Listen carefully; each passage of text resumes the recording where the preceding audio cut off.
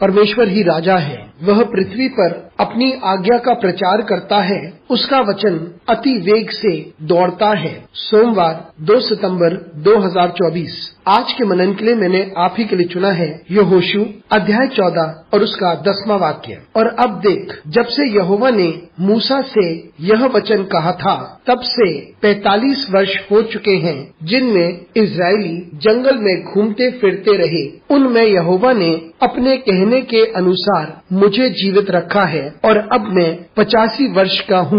आपका दिन आशीषित हो। हम जो कुछ हैं और हमारे पास जो कुछ है और हम जो कुछ बन चुके हैं, वह इसलिए है क्योंकि परमेश्वर ने हमें जीवित रखा है। आइए इस वाक्य पर मनन करते हैं। आज की सुबह का विषय है क्योंकि परमेश्वर ने हमें जीवित रखा है। ये उस समय की बात है जब कालेब ने यहोशू से मीरास मांगी थी। वे चाहता था कि उसे एक विशेष भूमि दी जाए। वे यहोशू को याद दिलाता है किस प्रकार से परमेश्वर ने उसे आशीषित किया था और परमेश्वर ने उससे वादा भी किया था। एक गवाही के रूप में वह ये भी कहता है कि आज वो जिंदा है और वे अकेला ऐसा व्यक्ति है जो यहोशू के साथ जिंदा रखा गया था, क्योंकि परमेश्वर ने उनसे वादा किया था कि वे वाचा की जमीन पर कदम रखेंगे, न कि वो जिन्होंने परमेश्वर पर भरोसा नहीं किया था। परमेश्वर कालेब के साथ संपूर्ण समय बना रहा। जब वे रेगिस्तान में यात्रा कर रहे थे, परमेश्वर ने उसे बल दिया, उसकी सहायता की और उसे सामर्थ्य दिया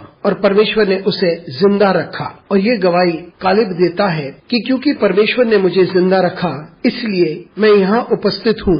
मित्रों, हम इस बात को याद रखें कि परमेश्वर ने हमें जिंदा रखा है। हमारे पास जो उपलब्धियां हैं, हमें जिंदा नहीं रखा। हमारी भलाई ने हमें जिंदा नहीं रखा और न ही कि हम अपने पास एक दर्शन रखते हैं, उसने हमें जिंदा रखा है। न ही क्योंकि हम किसी सेवकाई में हैं, लेकिन हम इसलिए जिंदा है क्योंकि परमेश्वर हमारे लिए एक उद्देश्य रखता है और परमेश्वर हमारी जिंदगी में एक विशेष उद्देश्य को रखता है और इसलिए उसने हमें जिंदा रखा है। सिर्फ उसका अनुग्रह ही है और सिर्फ उसका उद्देश्य है, लेकिन परमेश्वर ही है, उसकी भलाई, उसने हमें जीवित रखा है। हम इस बात को प्रतिदिन याद रखें और परमेश्वर को धन्यवाद दें क्योंकि परमेश्वर ने हमें जिंदा रखा है। और परमेश्वर की अगुवाई को हम निरंतर खोजते रहें कि परमेश्वर हमसे क्या चाहता है। अनुग्रहकारी परमेश्वर स्वर्गीय पिता, तुझे धन्यवाद देते हैं, तेरी स्तुति करते हैं और तेरा आदर करते हैं। हमारी सहायता कर परमेश्वर, ताकि हम इस बात को समझ सकें कि तू ही है जिसने हमें जिंदा रखा है। यीशु मसीह के नाम से मांगते हैं, आमीन।